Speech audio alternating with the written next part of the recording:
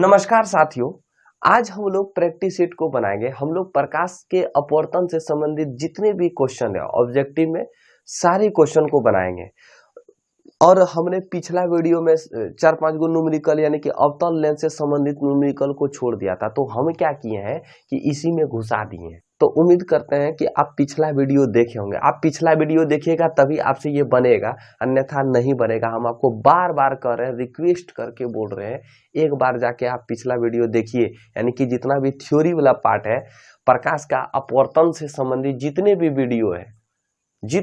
Video है आप उसको एक बार जाकर देखिए। तो चलते हैं प्रैक्टिस सेट की दुनिया में। पहला क्वेश्चन है कि जब प्रकाश की एक किरण एक माध्यम से दूसरे माध्यम में जाती है तो यह अपने पथ से विचलित हो जाती है। इस प्रकार की घटना को हम लोग प्रकाश का अपवर्तन कहते हैं। ये सब तो आप लोग को लॉलीपॉप जैसा लगना चाहिए क्वेश्चन, ठीक है। अब देखिए क्या करता है, कभी कभी क्वेश्चन सेटर जो है क्या करता है कि थोड़ा क्वेश्चन को घुमा देता है। क्वेश्चन को घुमाएगा क्या है, थोड़ा भारी भारी वर्ड दे देता है। तो देखिए यही है, ये भारी भारी वर्ड का परिणाम है। देखिए, दो प्रकाशिक माध्यमों को पृथककारी सतह मतलब होता है अलग करने वाले सतह पर प्रकाश की किरण को अपनी मूल सरल रेखीय गमन पथ से विचलित होने की घटना को क्या कहते हैं, प्रकाश का अपवर्तन कहते हैं। अरे पृथककारी मतलब क्या होता है, अलग होता है। चाचा, पृथककारी मतलब क्या होता है, अलग होता है। तो अगर अलग सतह पर मान लीजिए एक सतह यहाँ है, तो अगर एक सतह इधर है, एक सतह इधर, और बीच में ये पृथककारी सतह मतलब दो सतह को अलग कर रहा है, समझ रहे हैं कि नहीं। तो इसको हम लोग पृथककारी सतह न बोलकर या एक माध्यम से दूसरे माध्यम, इसको हम लोग पृथककारी सतह बोलते हैं। इसको क्या कर देता है क्वेश्चन सेटर, इसको जो है पृथककारी सतह बोल देता है। पृथककारी सतह अलग करने वाला सतह ना बोलकर इसको पृथककारी सतह बोल देता है। समझे ना समझे। तो क्वेश्चन को भारी इसी माध्यम से करता है कि देखिए वर्ड इसमें जो है ना भारी भारी वर्ड को लगा देता है। ससुरे क्वेश्चन सब इजी होते हैं, समझ रहे हैं कि नहीं। अगला क्वेश्चन को देखते हैं। प्रकाश की किरण जब विरल माध्यम से सघन माध्यम में आती है तब वह क्या होती है। तो जब विरल से सघन में जाएगी तो वो ससुरे अभिलंब की ओर मुड़ जाएगी, अभिलंब की तरफ झुक जाएगी। और जब सघन से विरल में जाएगी तो ये अभिलंब से क्या हो जाएगी, दूर चली जाएगी। तो ऑप्शन नंबर इसमें क्या हो जाएगा, डी आपका सही होगा। अगला क्वेश्चन है, जब प्रकाश की एक किरण दो माध्यम को अलग करने वाली सतह पर लंबवत पड़ती है, जरा ध्यान से समझिएगा। अगर प्रकाश की किरण विरल से सघन माध्यम में आएगी तो अविलंब की ओर मुड़ जाएगी, और अविलंब अगर सघन से विरल में आएगी तो अविलंब से दूर चली जाएगी। और अगर अविलंब पर आई तो ससुरा बिना मुड़े सीधे अविलंब की तरफ चले जाएगी। तो ऑप्शन नंबर बी आपका क्या हो जाएगा, सही हो जाएगा। आई मेरी बात समझ में। अगला क्वेश्चन है कि यदि आपतित किरण दो माध्यमों की पृथककारी सतह पर अविलंब टकराती है तो यह क्या होगा। अरे भैया कितना इजी क्वेश्चन है, आप लोग इस पर भाषा पर मत फंसिए। यदि आपतित किरण दो माध्यमों की, अगर ये आपतित किरण है, अगर ये दो माध्यमों को अलग करने वाली पृथक करने वाली सतह पर टकराती है, अविलंब टकराती यानी कि सीधी टकराती है, तो ये ससुरा क्या होगा, किसी भी दिशा में नहीं मुड़ेगी। अगर अविलंब पर, हमने आपको पिछला क्वेश्चन में बताया था कि अगर अविलंब पर आएगी प्रकाश की किरण तो बिना मुड़े अविलंब पर ही लौट जाएगी। तो ऑप्शन नंबर सी आपका क्या हो जाएगा, आपका सही होगा। यानी कि क्वेश्चन आंसर है कि किसी भी दिशा में नहीं मुड़ेगी। अगला क्वेश्चन है कि जब प्रकाश की किरण हवा से कांच में प्रवेश करती है। अरे भैया कितना इजी क्वेश्चन है।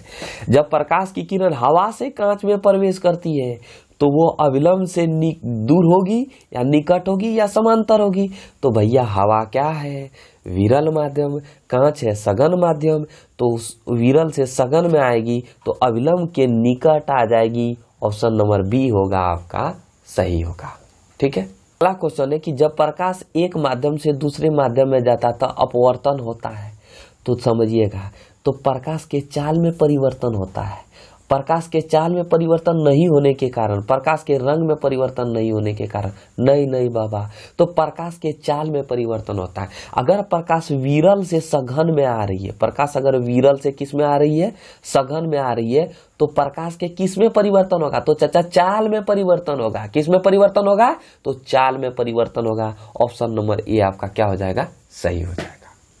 अगला क्वेश्चन है कि जब सघन माध्यम से विरल माध्यम में प्रवेश करने पर, जब प्रकाश जो है सघन माध्यम से विरल माध्यम में प्रवेश करने पर आपतन कोण तथा अपवर्तन कोण में क्या संबंध रहता है, तो आपतन कोण क्या हो जाता है, बड़ा हो जाता है। आपतन कोण और अविलंब के बीच बने कोण को क्या कहते हैं, अपवर्तन कोण।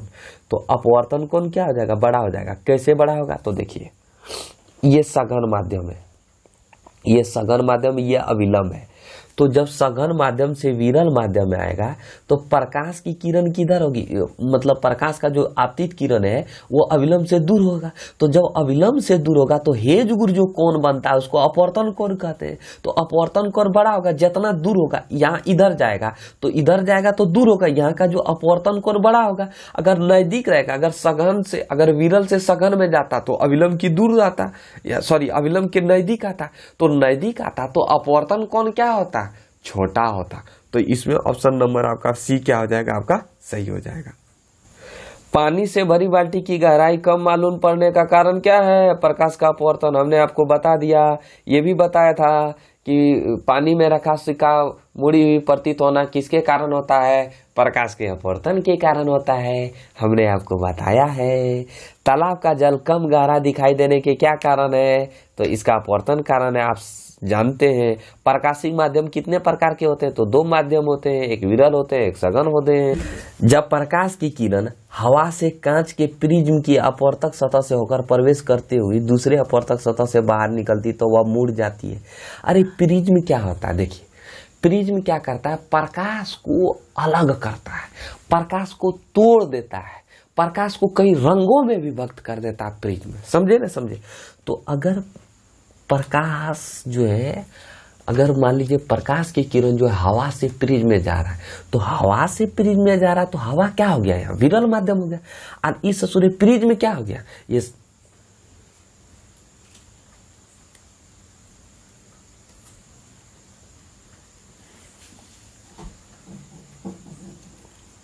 ये प्रिज्म क्या हो गया, सघन माध्यम हो गया।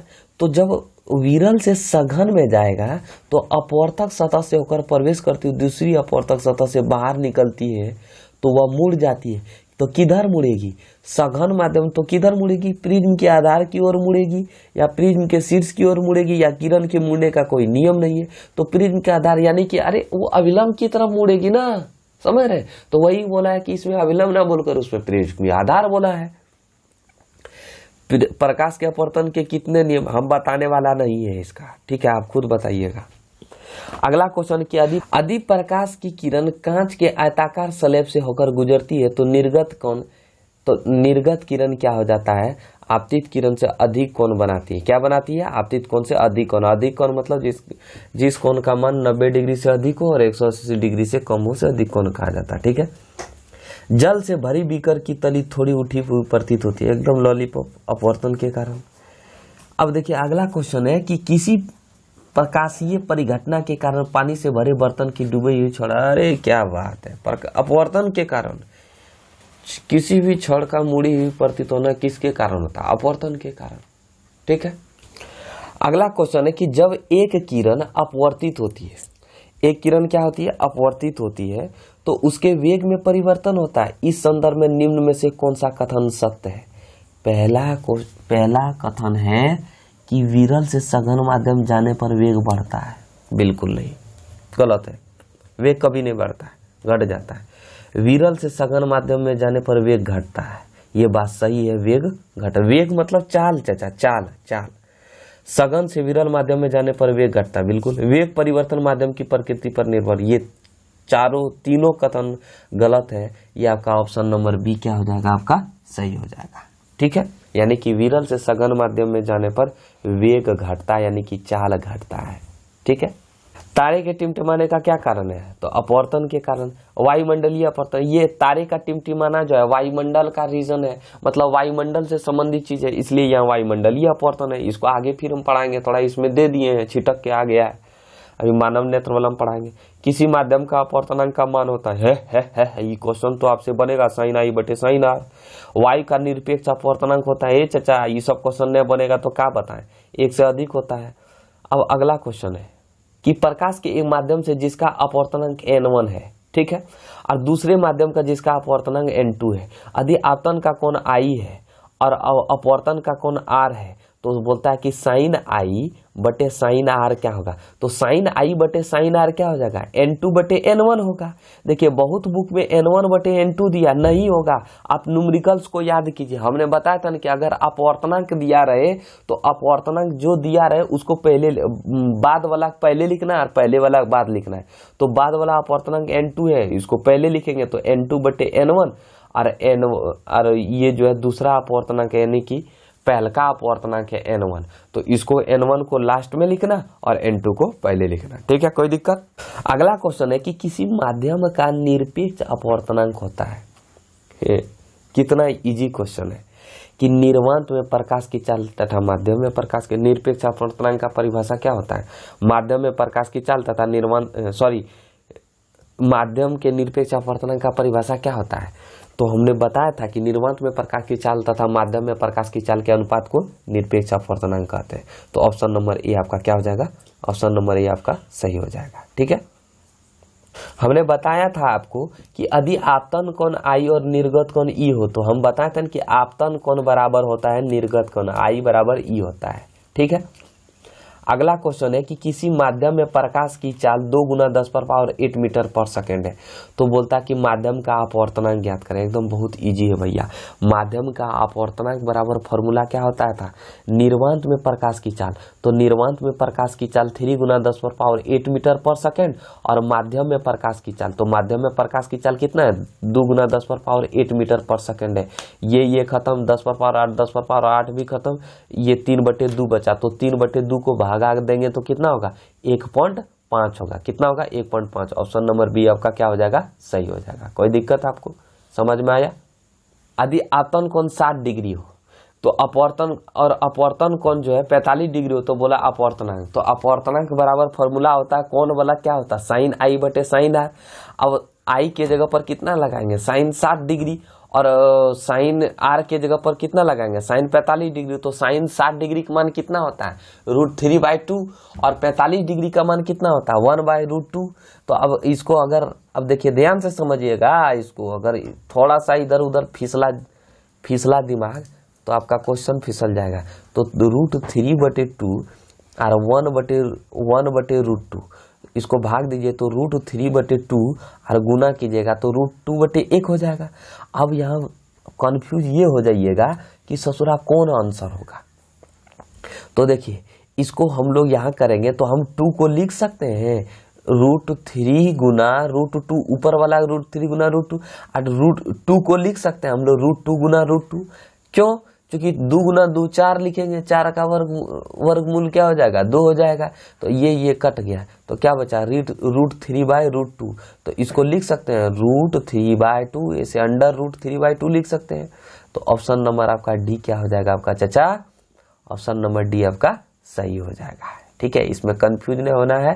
थोड़ा सा आपको इस तरह न्यूमेरिकल का क्वेश्चन दे देगा, आपको फंसाएगा, तो आपको फंसना नहीं है। आई मेरी बात समझ में? अगला क्वेश्चन है यदि जल एवं कांच के निर्माण, इस तरह का हम आपको बता चुके हैं। एक बार जाके आप न्यूमेरिकल्स को देखिए जनाब, अपवर्तनांक वाला न्यूमेरिकल्स आपसे बन जाएगा, उम्मीद करते हैं। अब हम अगला क्वेश्चन की ओर चलते हैं। ये भी क्वेश्चन आपको बता चुके हैं। हीरे का अपवर्तनांक 2.4 है। हीरे में प्रकाश की चाल क्या होगी? तो आप खुद बनाइएगा। निम्नलिखित में से किसका अपवर्तनांक सर्वाधिक होगा, सबसे अधिक किसका होगा? तो हम आपको याद करने दिए थे कि सबसे अधिक किसका अपवर्तनांक होता है चाचा। अगर याद नहीं किए हैं, दंडी मारे हैं, तो ये क्वेश्चन आपसे नहीं बनेगा। इसलिए आपको याद करना है चाचा। अरे कर लो ना, क्या दिक्कत है, एक बार याद कर लो। अगला क्वेश्चन है कि हवा में चलती हुई प्रकाश की एक किरण जब एक तालाब के साथ जल पर तिरछे रूप से आपतित होती है तब यह किरण अपने पथ से बिना विचलित, अरे चचा ये तो फंसाने वाला क्वेश्चन है। हवा है तो इसका मतलब क्या है, विरल माध्यम है। और तालाब के शांत जल मतलब किधर जा रहा है, सघन माध्यम जा रहा है, तो सघन माध्यम में जाएगा, विरल से सघन माध्यम में जा रहा है, तो इसका मतलब अविलंब से दूर जाएगा या नजदीक होगा, तो अविलंब के नजदीक होगा। तो चचा ऑप्शन नंबर आपका क्या होगा, सी हो जाएगा, यानी कि अविलंब की ओर विचलित होगी या नहीं तो अविलंब के नजदीक होगा। बात तो एक ही है ना चचा, समझ रहे। अगला क्वेश्चन है कि आपतित किरण निर्गत किरण के समांतर होती है। आपतित किरण निर्गत किरण के समांतर होती है, किंतु इसमें पार्श्विक विस्थापन होता है। पार्श्विक विस्थापन कांच के स्लेब की मोटाई बढ़ने के साथ बढ़ता है, बढ़ने के साथ घटता है, ये स्वतंत्र होता है ना बाबा, ना ना ना, इनमें से कोई नहीं। तो ऑप्शन नंबर आपका क्या हो जाएगा, ए हो जाएगा। बढ़ने के साथ क्या होता है, बढ़ता है। ठीक है, अरे पार्श्विक विस्थापन हमने यही नहीं बताया था कि जब प्रकाश की आपतित किरण एक माध्यम से दूसरे माध्यम आती है, फिर वो सघन माध्यम से फिर इधर जाती है, तो यहाँ से यहाँ जितना भी विस्थापन हुआ ना, यहाँ से यहाँ की दूरी को हम लोग पार्श्विक विस्थापन कहते हैं। समझ में आया कि नहीं, ये हम बता चुके हैं, एक बार उसको गौर कीजिएगा, आप समझ में आएगा, इसमें समझाने की क्या बात है। ठीक है, अगला क्वेश्चन है, ये क्वेश्चन आपको बहुत देखने को मिलेगा। क्वेश्चन है कि निम्न में से कौन सा पदार्थ लेंस के लिए प्रयुक्त नहीं किया जा सकता है। तो जल तो प्रयुक्त होगा भैया, कांच भी प्रयुक्त होगा लेंस बनाने के लिए, लेकिन ससुरा पीतल का प्रयोग नहीं कर सकते हैं। ठीक है, तो ऑप्शन नंबर सी आपका सही हो जाएगा। इस तरह का देखिए, ये क्वेश्चन पूछेगा या नहीं तो ये क्वेश्चन पूछेगा, निम्न में से कौन सा पदार्थ लेंस बनाने के लिए प्रयुक्त नहीं है। तो जल है, कांच है, प्लास्टिक है, लेकिन मिट्टी से लेंस बनता है ना बाबा ना। कभी देखे हैं कैमरा जो है, कैमरा का लेंस जो है मिट्टी का बना हुआ, अगर ससुरा बनेगा तो ढह जाएगा, एक टिप पानी पड़ेगा तो ओकरा मुंह ढह जाएगा। अगर मान लीजिए इसका मुंह एतो कटी है, तो अगर ढहने के बाद उधर लेदरा जाएगा मिट्टी, उसका मुंह यातना मतलब उसका मुंह जो है एकदम चाक और नियर एकदम फचक जाएगा, समझे। तो इसलिए मिट्टी का लेंस नहीं बनाया जाता है। ठीक है, अगला क्वेश्चन है कि लेंस में मुख्य फोकस कितनी होती है। तो 2 होती है, हमने बताया था आपको। एक उत्तल लेंस होता है, एकदम लॉलीपॉप क्वेश्चन है, आप खुद बनाइएगा, किनारों की अपेक्षा बीच में मोटा। कौन सा लेंस अभिसारी लेंस होता है, मतलब हवा में कुछ भी। अभिसारी लेंस किसको कहते हैं, तो अभिसारी लेंस हमको उत्तल लेंस को कहते हैं, और अपसारी किसको कहते हैं, अवतल लेंस को। तो 36 नंबर में कौन सा लेंस अपसारी है, तो अवतल है। निम्न में से कौन सी वस्तु का वास्तविक प्रतिबिंब बन सकता है। तो कौन सी वस्तु का वास्तविक प्रतिबिंब बन सकता है चचा, तो वास्तविक प्रतिबिंब बनेगा एनी टाइम उत्तल लेंस में। अगर दर्पण की बात करें तो दर्पण में ससुरा अवतल में बनता है। ठीक है, कोई दिक्कत चचा। मुख्य फोकस से होकर गुजरने वाली और मुख्य अक्ष पर लंबवत ऊर्ध्वाधर समतल को कहते हैं। तो क्या कहते हैं, अरे चचा फोकस तल कहते हैं, फोकस कहते हैं। ठीक है, देखिए एक अभिसारी लेंस, अभिसारी लेंस मतलब क्या होता है, अभिसारी लेंस मतलब क्या होता है, हमने आपको बताया था। अभिसारी लेंस मतलब उत्तल लेंस।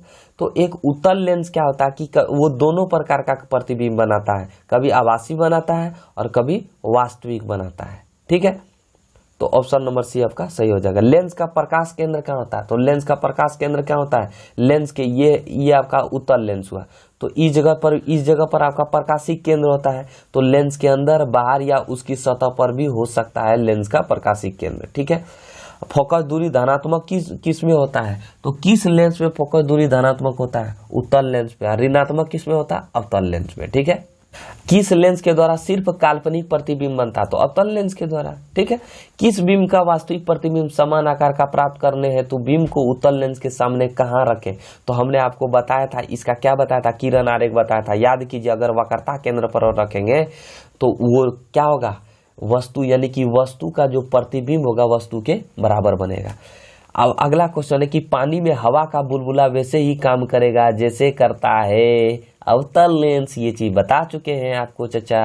उत्तल लेंस में जब वस्तु फोकस एवं लेंस के बीच रखी जाती है तो उसका प्रतिबिंब कैसे बनता है, तो काल्पनिक और सीधा बनता है। अरे चचा ये उत्तल लेंस है, तो उत्तल लेंस में अगर फोकस एक ही स्थिति में उत्तल लेंस में काल्पनिक और सीधा बनेगा। कौन सा स्थिति में, जब वस्तु फोकस और लेंस के बीच, यानी कि यहाँ जो है ये आपका O हो गया, तो फोकस और लेंस के बीच में रखी जाएगी तो वस्तु कैसा बनेगा, वस्तु का प्रतिबिंब जो है काल्पनिक और सीधा बनेगा। कोई दिक्कत चाचा?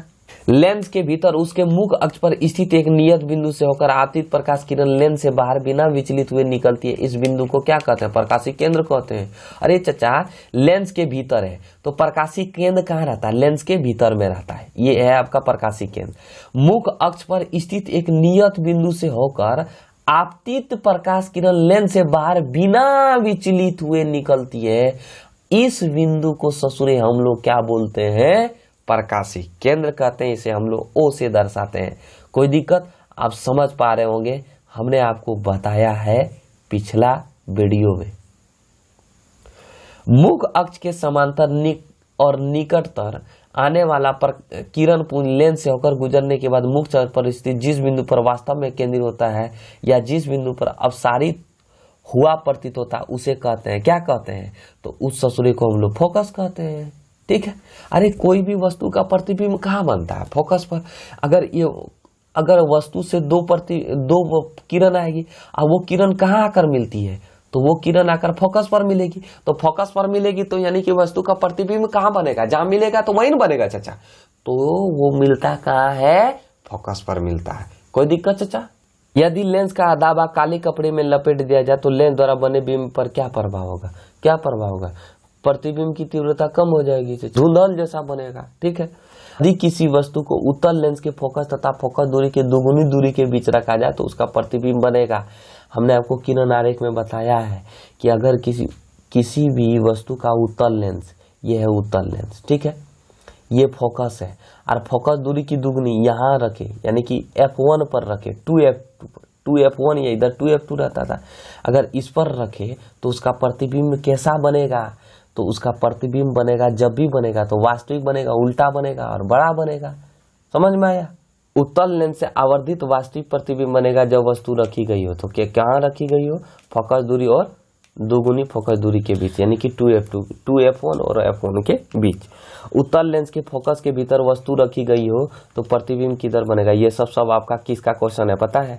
ये जो है आपका किरण आरेख का है। एक बार आप किरण आरेख को देख लीजिएगा, ये सब समझ में आ जाएगा। और जब तक आप किरण आरेख को नहीं देखिएगा तो आपको ये समझ में आएगा ही नहीं और ना ही आपसे बनेगा। ठीक है। तो एक बार आप किरण आरेख के वीडियो को देख लीजिएगा, तब ये क्वेश्चन को बनाइएगा, तब समझ में आएगा। प्रैक्टिस सेट मतलब क्या होता है? पूरे वीडियो का निचोड़ होता है। हमने जो प्रकाश के अपवर्तन का जितना भी वीडियो दिया है सबका निचोड़ है आपका प्रैक्टिस सेट। अगर आप पूरे वीडियो के देखे हैं तभी आपका ये प्रैक्टिस सेट बनेगा, अन्यथा लाख नाक रगड़ के मर जाइएगा, ससुरे बनने वाला नहीं है। Okay my dear. एक गोलीय दर्पण और एक पतले लेंस में प्रत्येक की फोकस दूरी, पतला लेंस मतलब समझे, पतला लेंस मतलब उत्तल लेंस, अगर दोनों की फोकस दूरी प्लस है, पॉजिटिव है, तो दोनों जो ससुरा कैसा होगा?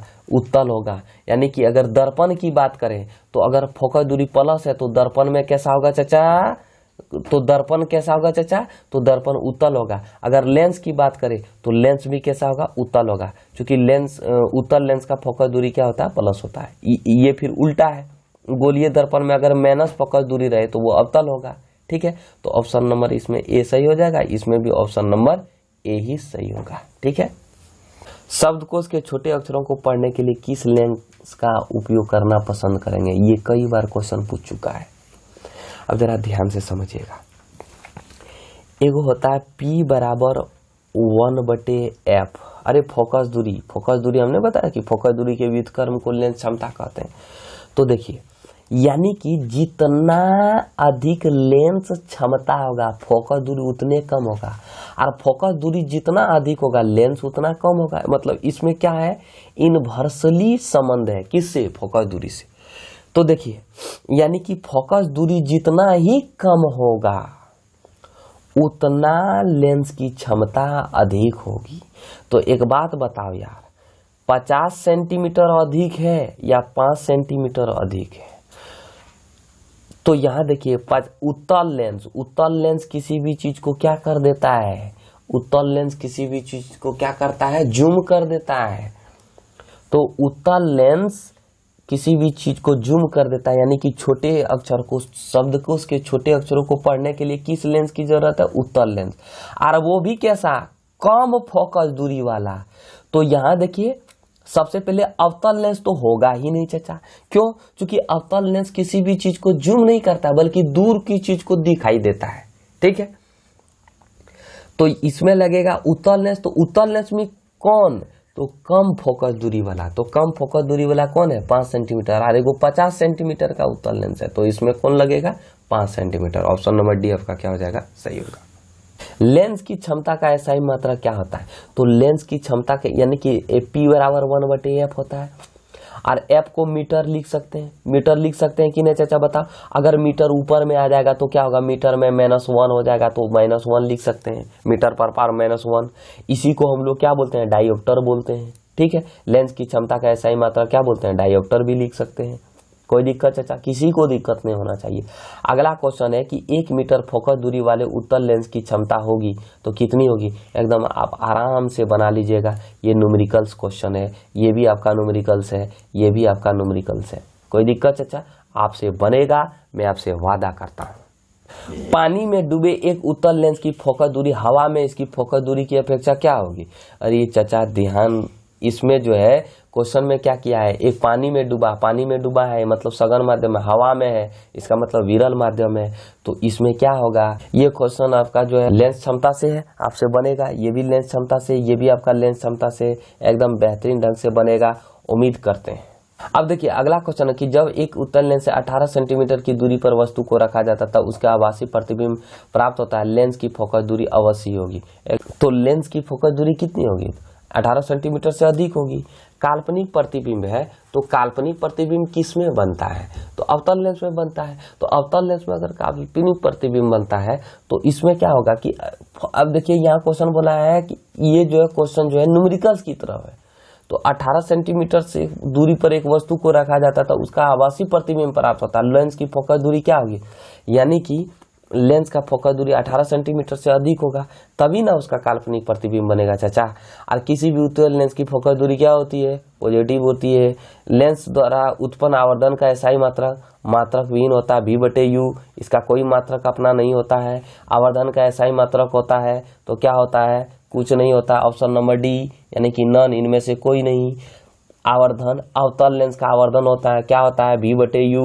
हमने आपको बताया था अवतल में प्लस होता है और उत्तल में आवर्धन माइनस में होता है, हमने आपको बताया है। देखिए इसके बाद जो न्यूमेरिकल्स है ना वो आपसे बन जाएगा। हम आपको न्यूमेरिकल बना कर दे दिए हैं, ठीक है, आपको समझ में आ जाएगा। क्योंकि हम जो बेसिक न्यूमेरिकल्स है हम आपको बता चुके हैं। जितना भी बेसिक न्यूमेरिकल्स है हम आपको बता चुके हैं और आपसे बनेगा, एकदम बिल्कुल बनेगा। हम आपसे वादा करते हैं ये आपसे बनेगा जितना भी न्यूमेरिकल्स है। अगर नहीं बनेगा तो क्या दिक्कत है? खाली ये न्यूमेरिकल को हम 14 नंबर न्यूमेरिकल्स को आपको हम बताना चाह रहे हैं। देखिए ये क्वेश्चन में क्या कहता है कि सूर्य से पृथ्वी तक पहुंचने में 8 मिनट 20 सेकंड लगता है प्रकाश को, ठीक है। तो इसको हम सेकंड में चेंज करेंगे तो 500 सेकंड हो जाएगा। और सूर्य से पृथ्वी के बीच की दूरी 15 करोड़ किलोमीटर। तो 15 करोड़ किलोमीटर को अगर हम इस तरह लिखेंगे घातांक और करनी में तो 1.5 गुना 10⁻8 किलोमीटर लिख सकते हैं। अब देखिए यहाँ मीटर में भी चेंज कर सकते हैं। तो यहाँ अगर सेकेंड में चेंज किए ना तो यहाँ मीटर में भी चेंज करते हैं। आपका आंसर मीटर में देगा, ठीक है। तो हम किलोमीटर में भी रखेंगे तो कोई दिक्कत नहीं होगा। तो यहाँ देखिए इसको हम किलोमीटर में तोड़ दिए। अब हमको चाल निकालने बोला कि बताओ प्रकाश का चाल कितना होगा। तो चाल बराबर दूरी बटे समय होगा। तो दूरी कितना है? इतना है। और समय कितना है? 5 गुना 10⁻2 है। अरे 500 को लिख सकते हैं 5 गुना 100। अब 100 को हम लिख सकते हैं 10⁻2, तो वही लिखिए 10⁻2। अब भागा में है तो भागा में है तो ऊपर जाएगा पावर क्या होगा? घटता है। तो 10⁻8 घटा 10⁻2 तो 10⁻6 हो जाएगा। 1.5 को 5 से डिवाइड किए तो 0.3 होगा। आंसर ये मिलेगा नहीं। यहाँ आंसर जो है 3 होगा। 3 गुना 10⁻8 होगा। पूछेगा कैसे? अब देखिए यहाँ किलोमीटर को, यहाँ किलोमीटर है ना, किलोमीटर को मीटर में चेंज कर दीजिएगा। तो मीटर में चेंज कीजिएगा तो 10⁻2 हो जाएगा। और 10⁻2 को गुना कर दीजिएगा तो कितना होगा? 0.3 गुना 10⁻6 गुना में पावर जुड़ता है तो 10⁻8 हो जाएगा। आपसे बनेगा आराम। तो कैसा लगा? टोटल मिला के 68 गो क्वेश्चन था, शायद 68 गो क्वेश्चन था ऑब्जेक्टिव में, 68 गो। और इसके बाद 4-5 गो आपका न्यूमेरिकल्स था। तो न्यूमेरिकल क्या है? न्यूमेरिकल हम आपको बना के दे दिए हैं। इसी में नोट्स में ही बना के दे दिया, आप उसको एक बार देख लीजिएगा ना, वो बहुत इजी न्यूमेरिकल्स है। आपको जितना भी मतलब बेसिक न्यूमेरिकल्स है और भारी न्यूमेरिकल्स है, मतलब भारी क्या है, आपसे तो भारी क्वेश्चन पूछने वाला है नहीं, और नहीं आपको 12th वाला जो है ऐसा थोड़ी पूछा है कि दो लेंस को मिला देंगे, इसका फोकस इतना हो जाएगा तो बताओ इसका फलाना क्या है ढकाना क्या है। इस तरह तो क्वेश्चन आपसे पूछा नहीं है, आपसे बहुत इजी क्वेश्चन पूछा है। अगर आप 12th क्लास में जाइएगा ना तो इससे बहुत भारी भारी भी क्वेश्चन आता है, आपको वहां मतलब 74 गुना खड़ा करके पूछेगा, एक बार लेंस को खड़ा कर देगा, एक बार लेंस को सुता देगा, तो और एक बार लेंस को मिक्सर कर देगा। तो ये सब चीज को बनाइएगा आप हायर क्लास में, ठीक है। और जितना भी पीडीएफ है, इसका जो पीडीएफ है टेलीग्राम पर डाल दिए हैं, उससे जाकर आप निकाल लीजिएगा, पीडीएफ को जीरोस करा लीजिएगा, ठीक है। तो मिलते हैं नेक्स्ट वीडियो में, जय।